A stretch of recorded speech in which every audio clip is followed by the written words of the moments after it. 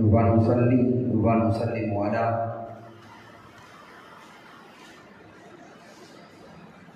سيدنا ومولانا محمد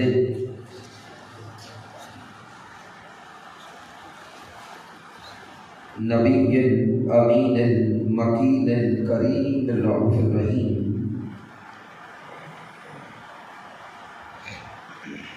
أما بعد فأعوذ بالله من الشيطان الرجيم.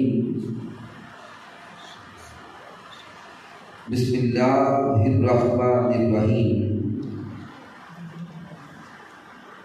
قال الله تبارك وتعالى في القرآن المجيد: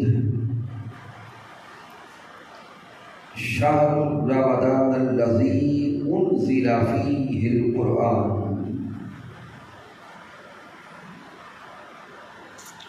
وقال الله تبارك وتعالى في المقام الآخر: ثم أورثنا الكتاب الذي اصطفينا من عبادنا فمنهم ظالم لنفسه ومنهم مقتصد ومنهم سابق بالخيرات. صدق الله مولانا العظيم. إن الله وملائكته يصلون على النبي يا أيها الذين آمنوا صلوا عليه وسلموا تسليما.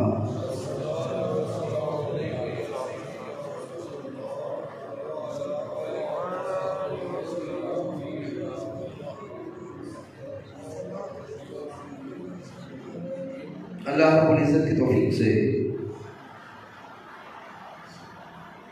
اور تاجدار کائنات صلی اللہ علیہ وسلم کے نعرے پاک کے تصدق سے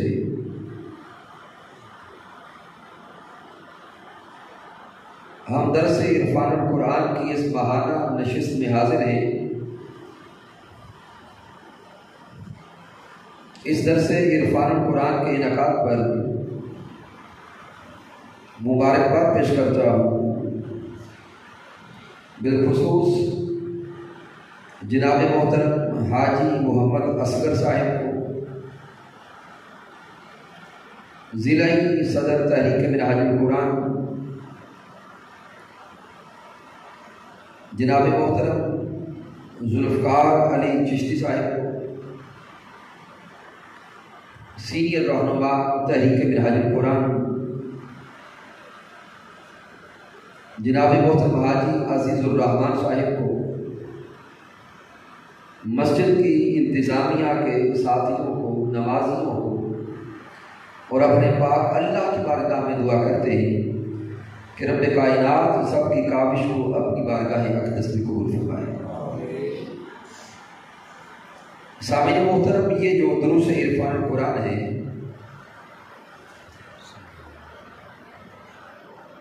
یہ زندگیاں بدلنے کے لیے ایک کاوش ہے.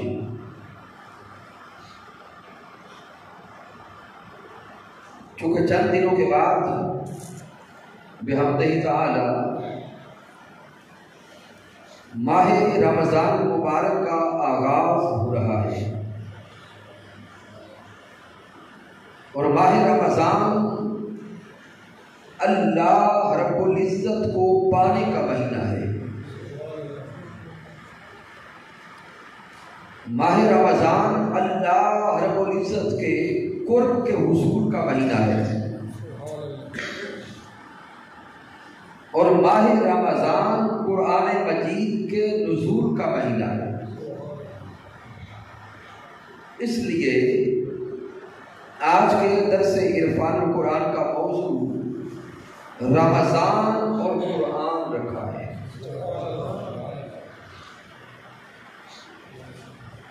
رمضان مبارک یہ اللہ رب العزت کا وہ عطا کردہ مہینہ ہے جس میں مالک کائنات اپنی رحمتیں نازل فرماتا ہے. جنت کے لیے راستے آسان فرماتا ہے. اور عرفاء بیان کرتے ہیں کہ ماہ رمضان کی پورے سال کے مہینوں میں شان یہ ہے جس طرح انبیاء میں تاجدار کائنات صلی اللہ علیہ وسلم کی شان ہے. جس طرح انبیاء میں سب سے اعلیٰ تاجدار کائنات صلی اللہ علیہ وسلم ہے، اولیاء میں سب سے اعلیٰ حضور غوث الاعظم شیخ عبد القادر جیلانی رضی اللہ تعالی عنہ ہے، بلا تشبیہ و بلا مثال. اسی طرح 12 مہینوں میں ماہ رمضان مبارک سب سے اعلیٰ اور سب سے شان والا.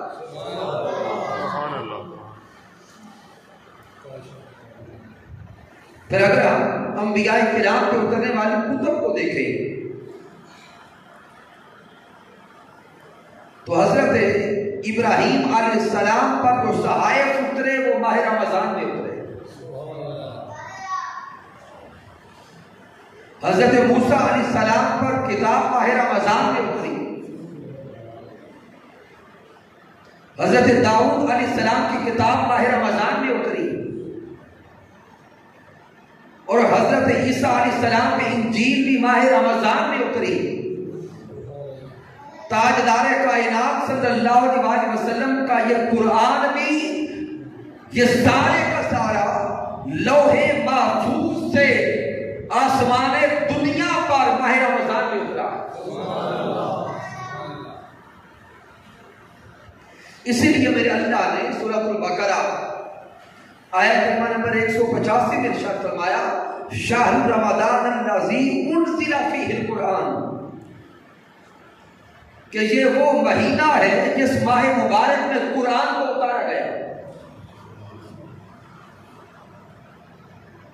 اور پھر کس رات اتارا گیا؟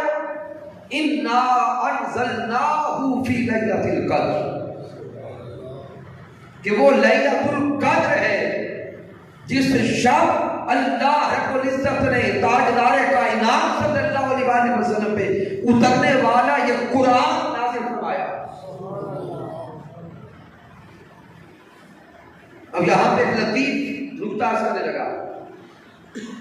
تاجدار کائنات صلی اللہ علیہ وسلم سے پہلے سب انبیاء پر جتنے صحائف اترے یا جتنی کتب اتری، اللہ رب العزت نے انبیاء کو وہ ساری کتابیں سارے صحائف یک بارگی عطا فرما دیے، ایک ہی بار عطا فرما دیے. لیکن ادھر محبوب علیہ السلام کے لیے اللہ رب العزت کا اسلوب بدل گیا، اللہ کا انداز نزول بدل گیا. اللہ رب العزت تاجدار کائنات صلی اللہ علیہ وسلم پر قرآن مجید کی آیات کم و بیش 23 سال نازل فرماتا رہا. 23 سالوں میں جب اللہ آیات قرآنیہ کو نازل کرنا چاہتا، اللہ کا اصول یہ تھا، انداز یہ تھا کہ جہاں جہاں محمد مصطفیٰ جاتے وہاں وہاں جبرائیل علیہ السلام اللہ کا کلام لے کے اترتا. اب محبوب علیہ السلام کے لیے انداز کو بدلنا تھا کہ سارا قرآن محبوب کو ایک بار عطا نہیں فرمانا تھا، لیکن ماہ رمضان میں بھی اتارنا تھا. اس لیے اللہ رب العزت نے سارا قرآن لوح محفوظ سے آسمان دنیا پر سارے کا سارا رمضان میں اتار دیا. پھر آہستہ آہستہ حکمت کے تحت مصلحت کے تحت جتنی آیات اتارنی ہوتی وہ محبوب کو عطا کر دیا. پھر قرآن مجید فرقان حمید کا رمضان کے ساتھ ایک بڑا گہرا رشتہ ہے. وہ دوسرا گہرا تعلق رشتہ یہ ہے کہ محبوب علیہ السلام پیارے آقا علیہ السلام ہر سال ماہ رمضان میں جتنا قرآن اتر چکا ہوتا اس سارے کے سارے قرآن کا جبرائیل علیہ السلام کے ساتھ دور کیا کرتے. یہ جو تراویح کا تسلسل ہے اور تراویح میں سارے قرآن کا پڑھا جانا ہے، یہ اسی آقا کی سنت کے تحت ہے کہ محبوب علیہ السلام ہر رمضان میں قرآن کا دور فرمایا کرتے تھے۔ قرآن مجید فرقان حمید اور ماہ رمضان کا ایک بڑا گہرا رشتہ ہے۔ اللہ رب العزت نے یہ قرآن صاحب قرآن کے ذریعے ہمیں عطا فرما دیا ہے۔ پھر مالک کائنات نے سورۃ الفاتر میں ارشاد فرمایا ثم اورثنا الکتاب الذین اصطفینا من عبادنا۔ اللہ رب العزت نے فرمایا کہ پھر ہم نے اس قرآن مجید فرقان حمید کا وارث بنا دیا۔ ثم اورثنا الکتاب الذین اصطفینا من عبادنا۔ اللہ فرماتا ہے کہ پھر جب ہم نے قرآن نازل فرما دیا، اب نزول کے بعد ہم نے اپنے بندوں میں سے چنے ہوئے خاص بندوں کو قرآن کا وارث بنا دیا۔ اب اللہ کے کلام میں توجہ کر لو۔ اللہ رب العزت فرما رہا ہے کہ میرے کلام کو بے وارث نہ سمجھنا، اس کو لاوارث نہ سمجھنا۔ ثم اورثنا الکتاب الذین اصطفینا من عبادنا۔ اللہ فرماتے ہیں پھر قیامت تک کے لیے ہم نے اپنے بندوں میں سے بندوں کو چن چن کر اس قرآن کا وارث بنایا ہے۔ اب اگر تفاسیر کا مطالعہ کریں تو یہ نقطہ سمجھ آتا ہے کہ وہ چنے ہوئے کون ہیں؟ وہ چنے ہوئے کون ہیں جو قرآن کے وارث ہیں؟ تو آئمہ تفسیر لکھتے ہیں کہ وہ سارے چنے ہوئے امت مصطفیٰ ہیں، تاجدار کائنات کے امتی ہیں، محبوب کا کلمہ پڑھنے والے ہیں۔ جو تاجدار کائنات کا کلمہ پڑھتے گئے، رب کے چناؤ میں آتے گئے، اور جو چناؤ میں آتے گئے وہ قرآن کے وارث بنتے گئے۔ اب غور کریں نا، اس وقت دنیا کی آبادی کھربوں میں ہے، لیکن مسلمان اگر ان کو دیکھیں، ساری کی ساری آبادی میں سے جو مسلمان ہیں فقط اس کتاب کے وارث کو ہی ہیں۔ تو اللہ کا کتنا کرم ہے ہم پر کہ اللہ رب العزت نے ہمیں چن کر تاجدار کائنات کا امتی بنایا، شوہر محبوب کا امتی بنا کر پھر اس قرآن کا وارث بنا دیا۔ اب توجہ کرنا آیا کریمہ کے ملے الفاظ پر۔ میرا اللہ فرماتا ہے کہ الذین اصطفینا من عبادنا فمنہم ظالم لنفسہ۔ اب ان ورثاء میں سے کچھ لوگ ایسے ہیں کہ جو ظالم ہیں، وَمِنْهُمْ مُقْتَصِدٌ۔ انہی ورثاء میں سے کچھ لوگ وہ ہیں جو درمیانے طبقہ میں رہنے والے ہیں، مقتصد ہیں۔ وَمِنْهُمْ سَابِقٌ بِالْخَيْرَاتِ۔ انہی ورثاء میں سے کچھ وارث ایسے ہیں جو نیکیوں میں سب سے آگے بڑھ جانے والے ہیں۔ سامعین، پہلا نقطہ تو سمجھیے آیا کہ اللہ نے ہمیں قرآن کا وارث بنایا، اللہ رب العزت نے ہمیں قرآن مجید کا وارث بنا دیا۔ اب آگے توجہ طلب نقطہ یہ ہے، اللہ نے فرمایا کہ جو قرآن کے وارث ہیں ان کی تین اقسام ہیں۔ فَمِنْهُمْ ظَالِمٌ لِنَفْسِهِ۔ انہی ورثاء میں سے ظالم بھی ہیں، مقتصد بھی ہیں، اور نیکیوں میں آگے بڑھ جانے والے بھی ہیں۔ سامعین، یہاں تک جب وارث بنایا گیا یہ اللہ کا چناؤ تھا، اللہ کا کرم تھا، اللہ کی مہربانی تھی، لیکن جب چناؤ ہو گیا، قرآن کے وارث بن گئے تو آگے امتحان شروع ہو گئے، آگے آزمائش شروع ہو گئی کہ اب رب کائنات یہ آزمانا چاہتا ہے کہ ان کو میں نے یہ مقام دیا، یہ عظمت دی کہ اس کتاب کا وارث میں نے بنایا ہے، اب قرآن کے وارث بننے والوں اپنے احوال پہ توجہ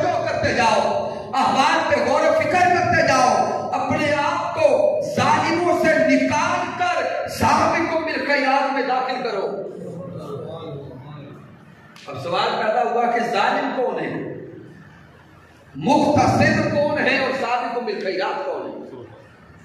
تو سامعین یہ نقطہ جان لیں کہ ظالم وہ ہیں جن کو قرآن اللہ نے عطا تو فرما دیا لیکن انہوں نے قرآن سے رشتہ جوڑا نہیں ہے۔ اللہ نے یہ کتاب عطا تو فرمائی لیکن انہوں نے اس کتاب کو کبھی کھول کے نہیں دیکھا، اس کتاب کی تعلیمات پہ توجہ نہیں کی۔ اللہ نے تو چنا تھا، اللہ رب العزت نے تو یہ مقام عطا کیا تھا لیکن ان ظالموں نے اللہ کے کلام کے ساتھ رشتہ جوڑا نہیں۔ تو اللہ رب العزت یہ فرما رہا ہے کہ جو مسلمان ہو کر، مومن ہو کر میرے قرآن سے رشتہ نہیں جوڑتے وہ ظالم ہیں، اور وہ لوگ جو کبھی کبھی قرآن کھول لیتے ہیں، کبھی مشکل آ جائے تو وظائف کر لیتے ہیں، کبھی کوئی صدمہ پیش آ جائے تو قرآن کھول کر دیکھ لیتے ہیں، پھر اللہ فرماتا ہے وہ مقتصد ہے۔ اور جو لوگ ساری زندگی ہر روز اپنا رشتہ قرآن سے مضبوط رکھتے ہیں، جن کا تعلق اللہ کے قرآن سے بڑا پختہ ہے، وہ اٹھتے بیٹھتے سوتے جاگتے اللہ کے قرآن کے ساتھ جڑے رہتے ہیں، جو ہر روز تلاوت قرآن کرتے ہیں، قرآن کے ساتھ رشتہ مضبوط رکھتے ہیں، سابقون بالخیرات، یہ وہ ہیں جو نیکیوں میں آگے بڑھ جانے والے۔ سبحان اللہ۔ آئیے اب اپنے من میں تھوڑا جان کے تو دیکھیں کہ اللہ نے تو کرم کیا، مسلمان کیا، اللہ نے تو کرم کیا، قرآن کا وارث بنایا۔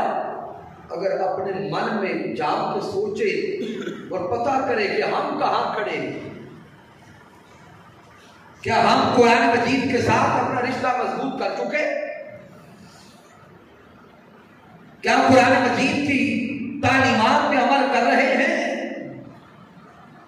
سامعین محترم، اندر سے جو آپ کو جواب آئے گا وہی حقیقی جواب ہوگا۔ باہر سے ممکن ہے کسی کا جواب ہمیں اچھا نہ لگے، لیکن ضمیر بھی تو کچھ کہتا ہے، من بھی تو کچھ بولتا ہے، اندر سے دل کی بھی تو کوئی آواز ہوتی ہے۔ آئیے آج اس دل کی آواز کو دیکھ کر اپنے آپ کو پہچانیں، اپنے حال کو پہچانیں، کیا ہم ظالموں میں ہیں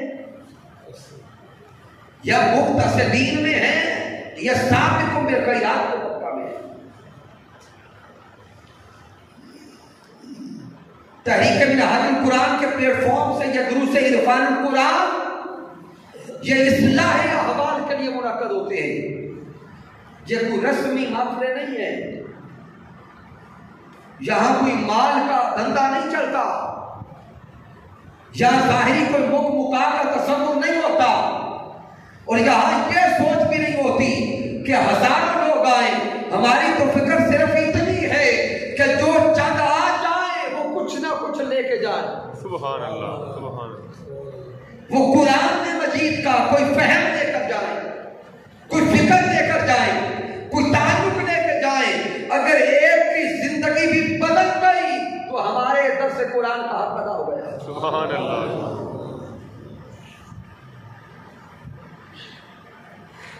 تو سامعین محترم غور کریں، اگر ہم قرآن کے وارث ہو گئے تو کوئی بندہ سوچے گا کہ وارث تو خزانوں کا بنایا جاتا ہے، تصور کریں، کیونکہ ہمارے ذہن مادیت زدہ ہے نا، ہم کہیں گے کہ وارث کو مال اور جائیداد کا بنایا جاتا ہے، پیسوں کا بنایا جاتا ہے، زمین کا بنایا جاتا ہے۔ اللہ ہمیں قرآن کا وارث بنا رہا، کیا یہ بھی کوئی خزانہ ہے؟ کیا یہ بھی کوئی دولت ہے؟ تو سامعین یہ جملہ دل کی تختی پر لکھ لیں وہ دنیا کے سارے خزانے، وہ دنیا کی ساری دولت، وہ مال و جائیداد، وہ کچھ بھی نہیں ہے، وہ سب کچھ مٹ جانے والا ہے۔ اس روئے زمین کا اگر سب سے اعلیٰ، سب سے عرفہ، سب سے بڑا اور سب سے عظیم خزانہ دیکھنا چاہتے ہیں تو وہ سب سے بڑا خزانہ اللہ کا قرآن ہے۔ سبحان اللہ۔ اس روئے زمین پر اللہ کا عطا کردہ سب سے بڑا خزانہ اللہ کا قرآن ہے۔ کیوں؟ کوئی کہے گا کہ اس میں کیا ہے؟ باقی خزانوں میں تو جواہرات ہوتے ہیں، ہیرے ہوتے ہیں، جائیداد ہوتی ہے، تو سامنے وہ تو مر مٹ جانے والے ہیں۔ اگر اس قرآن مجید کو دیکھیں تو یہ اللہ کا کلام، جو علم چاہیں گے اس قرآن کے اندر، جو مال چاہیں گے اس قرآن کے اندر، اگر دنیا کی کامیابی چاہتے ہیں تو اس قرآن سے تعلق جوڑ لیں۔ دنیا کی فلاح بھی اس قرآن میں ہے، قبر کی فلاح بھی اس قرآن میں ہے، اور یوم قیامت کی فلاح بھی اسی قرآن میں ہے۔ اس سے بڑا خزانہ کون سا؟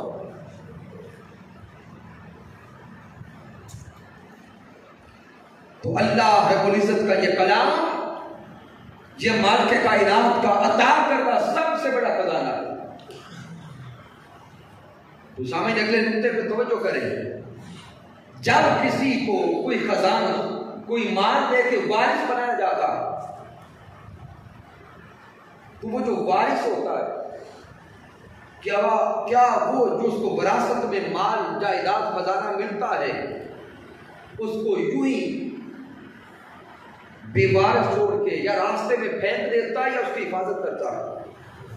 پوچھا بولے، تھوڑا تصور میں بلا تشبیہ و بلا مثال سوچے تو صحیح۔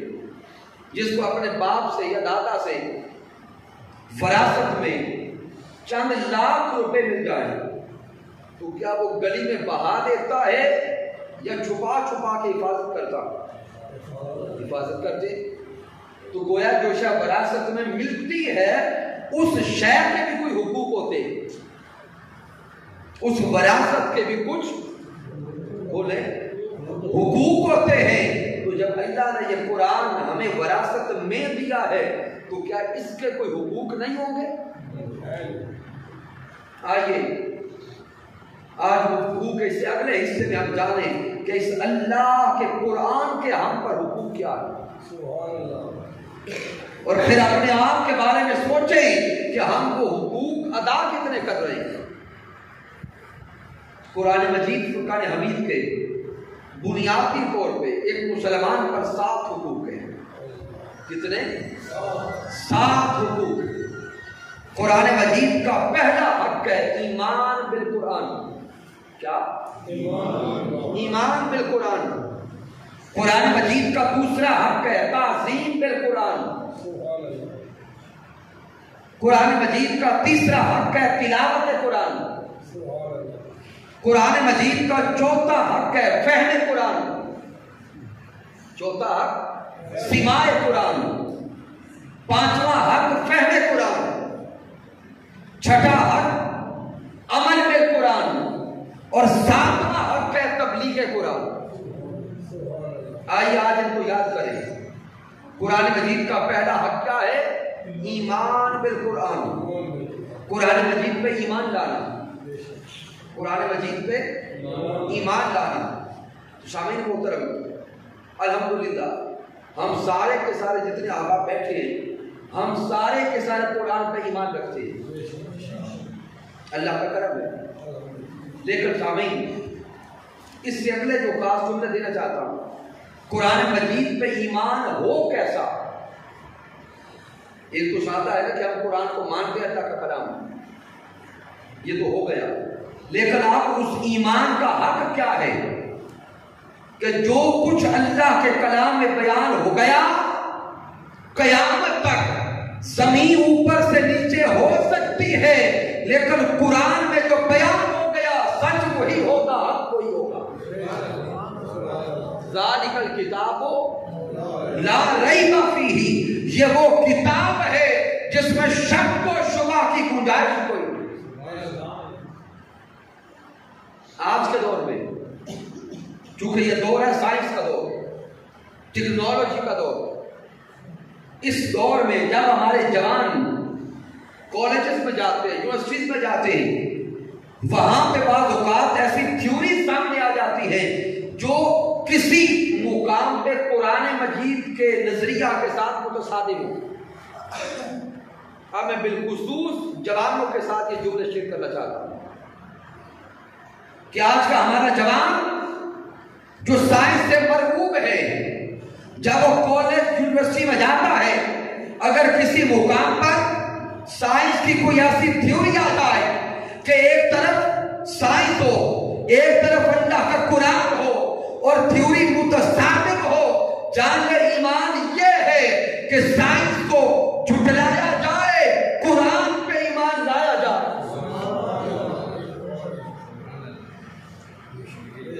لیکن بدقسمتی سے اس دور کے اندر اگر ہم بڑی بڑی یونیورسٹیز کا وزٹ کر کے دیکھیں، ہمارے جوانوں کے ذہن سیکولر کیے جا رہے ہیں۔ قرآن مجید فرقان حمید کے ساتھ ایک رسمی سائمانی تعلق رکھا جا رہا ہے، سب کچھ سائنس کو بتایا جا رہا ہے۔ جن کے گھروں میں بچپن سے قرآن مجید کے ساتھ اور صاحب قرآن کے ساتھ، اللہ کے ساتھ یہ تعلق مضبوط نہیں کیا جاتا، وہ کالج یا یونیورسٹی میں جا کے بھٹک جاتے، ان کو سمجھانے والا کوئی نہیں ہوتا، ان کو راہ دکھانے والا کوئی نہیں ہوتا، وہ بس سائنس کے پیچھے پیچھے بھاگتے چلے جاتے ہیں۔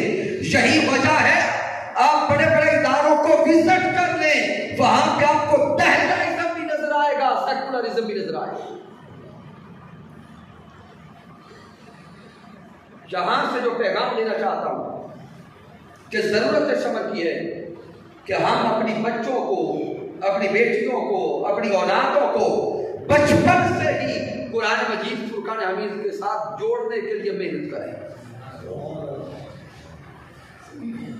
پھر سامعین محترم، قرآن مجید فرقان حمید کا پہلا حق ایمان بالقرآن اور دوسرا حق تعظیم بالقرآن۔ قرآن مجید کی تعظیم کریں، ادب کریں، احترام کریں۔ اور قرآن مجید کا ادب اور احترام کیا ہے؟ میرے اللہ نے فرمایا لا یمسہ الا المطہرون۔ قرآن کی شان تو یہ ہے کہ جب تک آپ پاکیزہ نہیں ہوتے تب تک قرآن کو چھو بھی نہیں سکتے، تب تک اس اللہ کے کلام کو آپ چھو بھی نہیں سکتے۔ تو قرآن کا ادب اور احترام یہ ہے کہ ادب سے پاکیزہ ہو کر، صاف ہو کر، ستھرا ہو کر، باوضو ہو کے قرآن کو چھوئیں گے تو فیض آئے گا، اور اگر بے وضو ہاتھ لگائیں گے تو گناہ آئے گا۔ پھر قرآن مجید فرقان حمید کے آداب میں ہے کہ پشت نہ کریں، قرآن کو زمین پہ نہ رکھیں۔ تو یہ سارے کے سارے آداب قرآن میں۔ تو جب یہ آداب آ گئے تو اب قرآن مجید کا تیسرا حق ہے تلاوت قرآن۔ تیسرا حق کیا ہے؟ تلاوت قرآن۔ ہم سارے کے سارے تھوڑا غور تو کریں، ہم قرآن کی تلاوت کتنی کرتے ہیں؟ قرآن مجید کا تیسرا حق تلاوت قرآن، اور یہاں تلاوت قرآن سے مراد صرف تلاوت کرنا نہیں ہے، تلاوت سیکھنے سے لے کر معمول بنانے تک یہ سارے مراحل تلاوت قرآن میں آتے ہیں۔ کیا تلاوت سیکھنے سے لے کر معمول بنانے تک؟ اب سیکھنی کیسے ہے؟ ہمارے ہاں تو تلاوت قرآن سیکھنے کا بھی عمل یہ ہے کہ ناظرہ قرآن مجید پڑھتے ہیں، پڑھانے والے کا کوئی نہیں پتا کہ وہ خود پڑھا ہوا بھی ہے کہ نہیں پڑھا۔ اور ہم تو یہ اللہ کا قرآن بھی اردو کی طرح پڑھا شروع کرتے ہیں، الف بے تے سے جیم ہے۔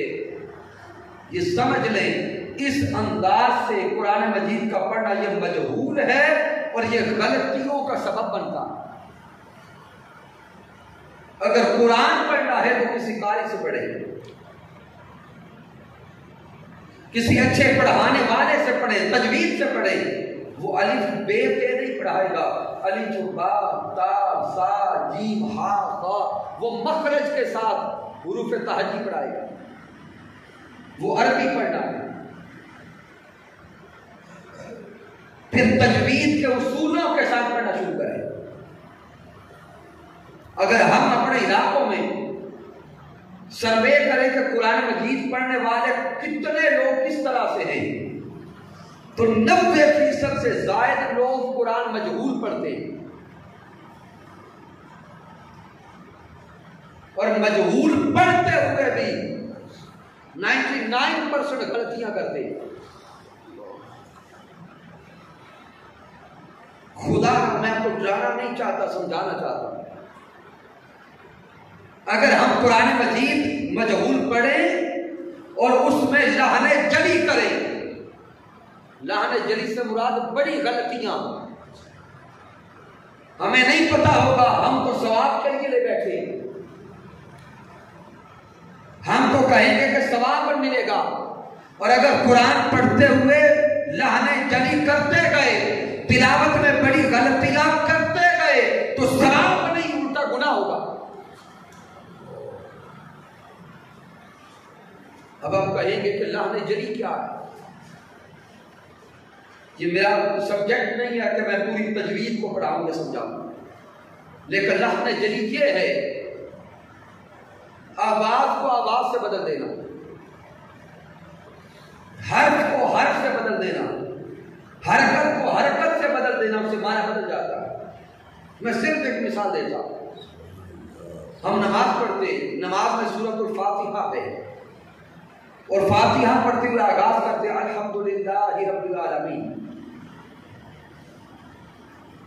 اکثر لوگ جب پڑھنا شروع کرتے تو وہ پڑھتے الحمدللہ رب العالمین۔ آپ دیکھیں فرق کیا پڑا، کثیر لوگ کہیں گے کہ وہی پڑھا، لیکن فرق یہ پڑ گیا کہ الحمدللہ ہا حلوہ والا وہ تھا، لیکن پڑھتے ہوئے ہاتھ آنکھوں والا پڑھ دیا الحمدللہ، اور الحمدللہ ظاہر کو فرق نظر آیا؟ ہا اور ہا ایک سینہ سے نکلتی ہے، حلق سے اوپر سے نکلتی ہے۔ اگر یہ ہا کو ہا سے بدل دیا تو فرق کیا پڑے گا معنی پر؟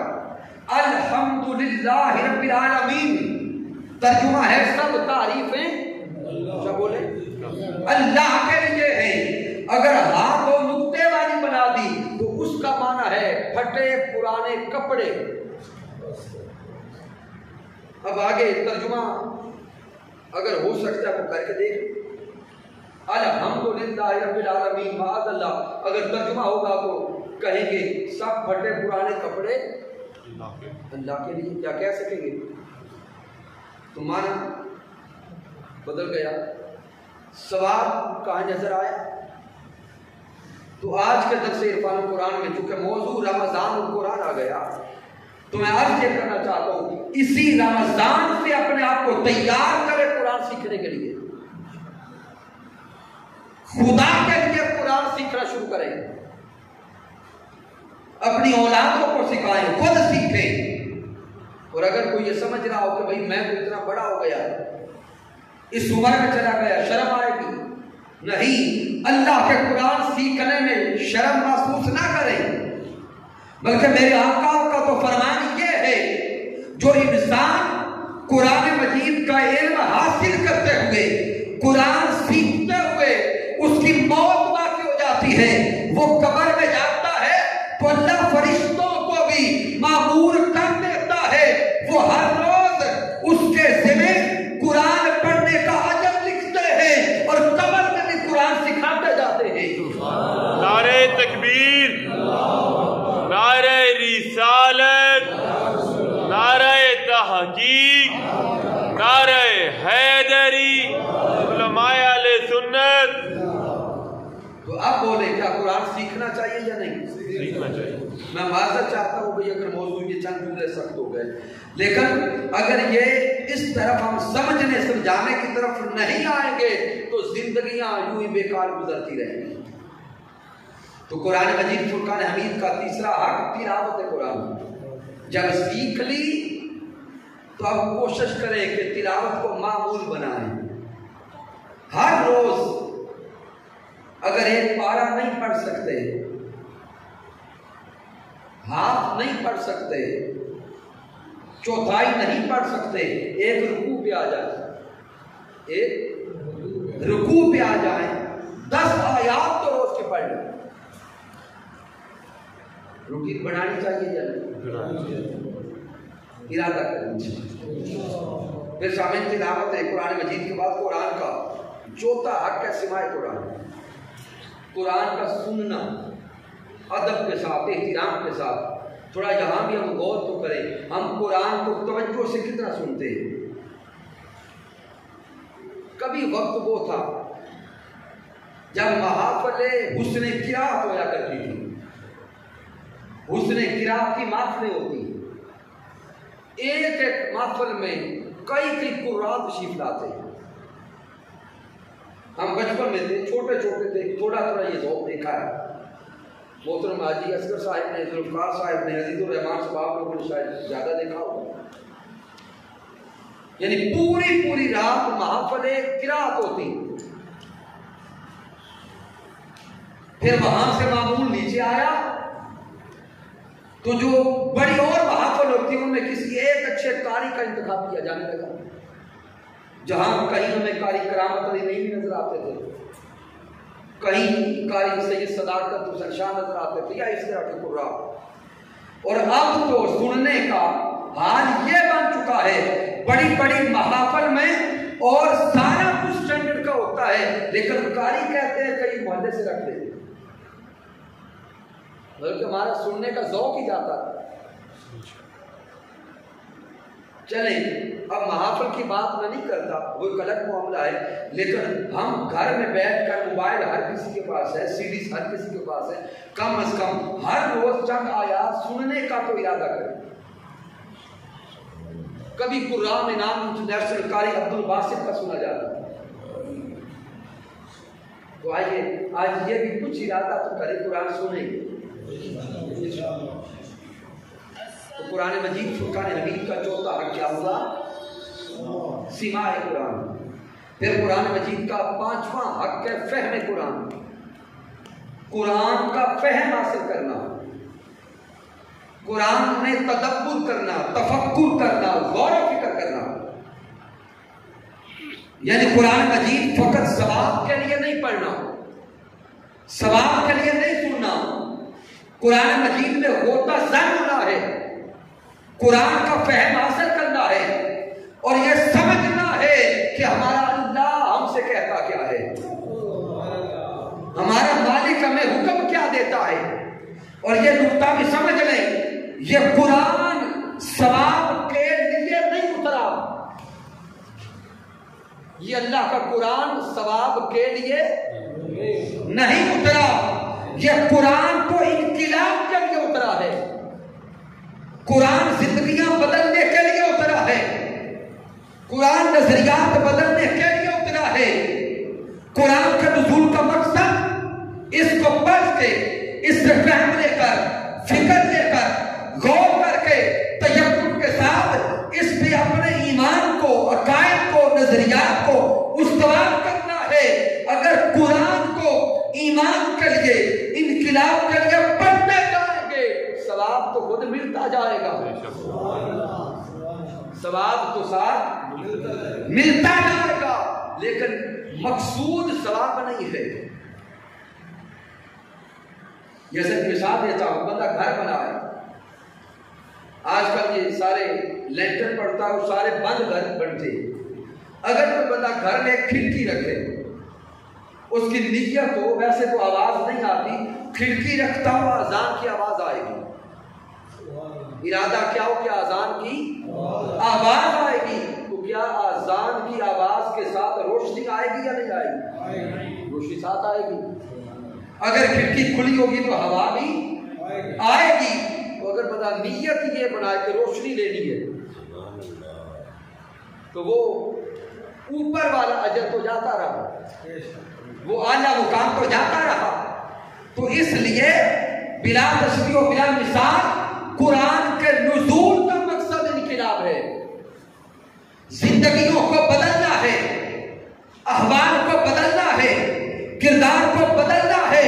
جب کردار کو بدلنے کے لیے قرآن پڑھتے جائیں گے نیکیاں خود ملتی جائیں گی.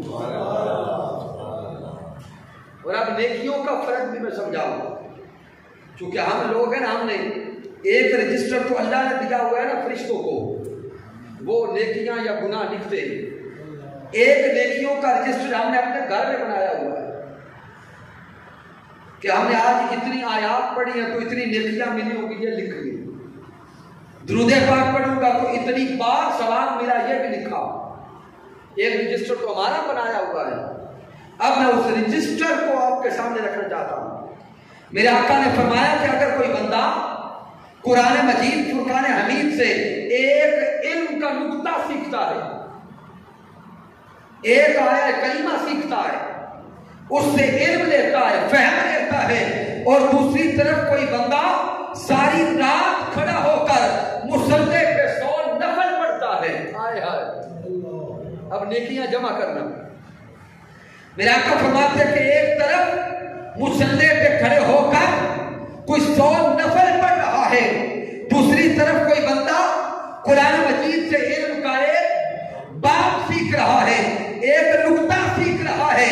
اس کا قرآن سے ایک نقطہ سیکھنا 100 نفل پڑھنے والے سے افضل ہے. اب دیکھیں نیکیوں کا حساب کدھر گیا. پھر میرے آقا فرماتے ہیں کہ اگر کوئی انسان ایک رات میں قرآن مجید کا پورا چیپٹر پڑھتا ہے، پورا باب لیتا ہے، پہلے تو تھا ایک نقطہ یا ایک آیہ کریمہ، اب آقا نے فرمایا کوئی پورا ایک باب پڑھتا ہے. اب یہاں شارحین لکھتے ہیں کہ باب سے مراد پورا پارا نہیں، ایک رکوع لیتے ہیں. یعنی ایک طرف قرآن کا علم حاصل کرنے والا قرآن کے ایک رکوع کو پڑھ کر اس سے علم لیتا ہے، دوسری طرف مصلی پہ کھڑے ہو کے کوئی 1000 رکعت پڑھے. آئے ہائے کتنی رکعت؟ ہم نے تو شاید زندگی پوری میں 1000 نہیں پڑھی ہوگی، لیکن آقا کا سمجھانا دیکھو. آقا فرماتے ہیں کہ اگر کوئی 1000 رکعت پڑھے اور دوسری طرف قرآن کا کوئی ایک باب سیکھے تو قرآن کا باب سیکھنے والا 1000 رکعت پڑھنے والے سے اعلیٰ ہے. تو ہمیں اپنے آپ کو لانا چاہیے اللہ کے قرآن کی طرف، اس کا فہم لیں، اس سے فکر لیں، اس سے نظریات لیں. زیادہ نہیں بھی لے سکتے تو کم از کم 3 آیات کریمہ ترجمہ کے ساتھ پڑھیں. 3 آیات کریمہ تفسیر میں نہ جائیں، صرف ترجمہ پڑھ لیں. اور اس صدی میں، اس دور میں سب سے آسان ترین ترجمہ مجدد وقت حضور شیخ الاسلام ڈاکٹر محمد طاہر القادری کا ہے، عرفان قرآن. اس کو پڑھے، پرائمری بچہ بھی اگر اس کو کھول کے بیٹھے گا اس کو سمجھ آئے گی کہ اللہ رب العزت ہم سے کیا فرما رہا ہے. تو قرآن مجید فرقان حمید کا 5واں حق ہوا فہم قرآن. 5واں حق کیا ہے؟ فہم قرآن. قرآن مجید کا 6واں حق عمل بالقرآن. جو فہم آ گیا، سمجھ آ گئی، پیغام نصیب ہو گیا تو اب جتنا علم آ گیا اس پر عمل کریں. اس میں کیا کریں؟ عمل کریں. اور قرآن مجید کا پھر 7واں حق ہے تبلیغ قرآن. جب خود عمل کرنے کے قابل ہو گئے اب دوسروں کو سمجھائیں، تبلیغ کریں، ابلاغ کریں، اللہ کے قرآن کی باتیں اب دوسروں تک پہنچائیں. لیکن جہاں بھی ہمارا حال کیا ہے، خود عمل کچھ نہیں کرنا، بس دوسروں کو تقریریں کرنی، اور وہ کوئی نہ کہے تب بھی کرنی، منصب نہ ہو تب بھی کرنی ہے. قرآن نہیں پڑھا پھر بھی باتیں اپنی طرف سے کر کے کہنا ہے قرآن میں آئی. اور اگر کوئی بندہ پوچھنا بھی کہاں آئی ہے، پھر دائیں بائیں سے پوچھنا پڑنا ہے میں نے کہہ تو دیا تھا، اب پتہ نہیں آپ نکال کے دیں. یہ حال ہمارے معاشرے کا بن چکا ہے. لیکن آئیے آج کے درس عرفان قرآن سے ہم یہ سبق لیں، یہ میسج لیں اور یہ پیغام لیں کہ ہم یہ ماہ رمضان قرآن مجید کے ساتھ جڑ کے گزاریں. آج رات ہی بیٹھ کے اپنے ماہ رمضان کی ترتیب کو سیدھا کریں، ترتیب کو سیدھا کریں. پہلے یقیناً ترتیب اکثر کی ہوگی کہ میں نے ہر روز 2 پارے پڑھنے، وہ پڑھے اچھا پڑھیں. کئی کہتے ہیں کہ ہم نے قرآن رمضان میں ختم کرنے ہیں، کریں اچھا عمل ہے، لیکن کچھ نہ کچھ سمجھ کے تو کریں، کچھ تو سمجھیں. ہم اعتکاف بیٹھا کرتے تھے اپنے علاقہ میں مرکز جانے سے پہلے، تو ہمارے مقابلے ہوتے تھے کہ جب عید کا دن ہم نے اٹھنا ہے تو لوگوں نے محلے والوں نے پوچھنا ہے کتنے ختم کیتے تھے. تو ہم مقابلے کرتے تھے کہ آج 10 پارے 15 پارے ایک رات کو پڑھ دیتے. لیکن جو ہی پہلے سال مرکز میں جانے کا اتفاق ہوا تو وہیں سے سمجھ آ گئی کہ صرف طوطے کی طرح رٹنے کا مقابلہ نہیں ہے، اب سمجھنے کا مقابلہ ہے، اب ترجمہ سیکھنے کا مقابلہ. کتنے لوگ ہیں آپ میں سے جن کے سامنے قرآن کی آیت پڑھی جائے اور وہ ترجمہ خود کر لیں. تو یہ تحریک منہاج القرآن یہ علم کی تحریک ہے، یہ غور و فکر کی تحریک ہے. یہ تحریک صرف رٹے لگانا نہیں سکھاتی، یہ تحریک سمجھ کر زندگی بدلنا سکھاتی ہے. اسی لیے شاید آپ بھی جانتے ہو کہ یہ جملہ یہ نقطہ کہ اس دور میں جتنی تنظیمیں پورے پاکستان میں چل رہی ہیں، یہ کویسچن بھی بڑی بڑی جگہوں پہ ہوا کہ وہ تحریک اس تنظیم کا نام بتائیں جس میں سب سے زیادہ پڑھے لکھے لوگ ہیں. تو آپ جانتے ہیں کہ سب سے زیادہ ماسٹرز، ایم فل اور پی ایچ ڈی لیول کے لوگ آپ کی تحریک منہاج القرآن میں ہیں. اور منہاج القرآن کے ساتھ ان پڑھوں کا کھاتا ہی کوئی نہیں، لین دین بھی کوئی نہیں، کیونکہ یہ تحریک علم دیتی ہے، فکر دیتی ہے اور غور دیتی ہے. اسی لیے سامعین محترم حضور شیخ الاسلام کی کتب کو دیکھیں، 1000 سے زائد کتب علم کے لیے لکھی. اور حضور شیخ الاسلام کے جملے لوگ کوشچن کرتے ہیں نا، آیا بھی کرتے ہوئے کہ ڈاکٹر طاہر القادری آتے ہیں کہاں جاتے ہیں، تو قائد محترم کے جملے پہ غور کرنا. آپ فرماتے ہیں کہ میرا مقصد کرسی نہیں، میری سوچ اقتدار نہیں، میں نے کرسیوں کو نہیں دیکھا بلکہ میں نے نسلوں کو دیکھا ہے. ان کو نسلوں کو دیکھا ہے. میں نے کرسیاں نہیں بچائی، میں نے اس قوم کی نسلیں بچائی ہیں، نسلوں کو سنوارا ہے. اور آپ ایسے کتنے لوگ یہاں ایسے بیٹھے ہوئے ہیں جن کی 2-2 3-3 نسلیں منہاج القرآن میں پڑھا چکی. وہ علم کہاں سے آیا، فکر کہاں سے آیا؟ اور اسی تحریک کا فیض ہے کہ اس تحریک کے ساتھ تعلق رکھنے والے گالیاں سن لیتے ہیں لیکن تاجدار کائنات کی سنت ہاتھ سے نہیں جانے دیتے. نہیں تو یہ دور تو مارنے مرانے کا دور ہے. اس لیے سامعین محترم یہ دروس عرفان القرآن علم دینے کے لیے، فہم دینے کے لیے، فکر دینے کے لیے ہے. خدا را شامل ہوا کریں. اور انشاءاللہ تعالی ابھی چند دنوں کے بعد آپ کا علاقہ پننوال میں ماہ رمضان مبارک میں نماز فجر کے بعد انشاءاللہ تعالی اعلیٰ درجے کے 5 روزہ دروس عرفان القرآن منعقد ہونے جا رہے ہیں. مسلسل 5 دن نماز فجر کے بعد ہر روز انٹرنیشنل اسکالر آئیں گے، ہر روز موضوع بھی بدلے گا، اسکالر بھی بدلے گا، اور موضوعات وہ رکھے گئے جو ہماری زندگیوں کے ساتھ تعلق رکھنے والے ہیں. 4 اپریل سے لے کر 8 اپریل تک ہر روز انشاءاللہ تعالی، بلکہ 4 اپریل کو میرے خیال میں آپ کے پسندیدہ اسکالر محترم علامہ جمیل احمد زاہد صاحب تشریف لائیں گے. ان کا موضوع معاشرتی رسومات میں افراد و تفریق. تو اس لیے ابھی سے کوشش کریں، ارادہ کریں، اپنے آپ کو تیار کریں، اپنے بیٹوں کو تیار کریں، گھر والوں کو، ماں بہنوں بیٹیوں کو تیار کریں. گاڑیوں پہ صبح صبح اٹھ کے آئیں.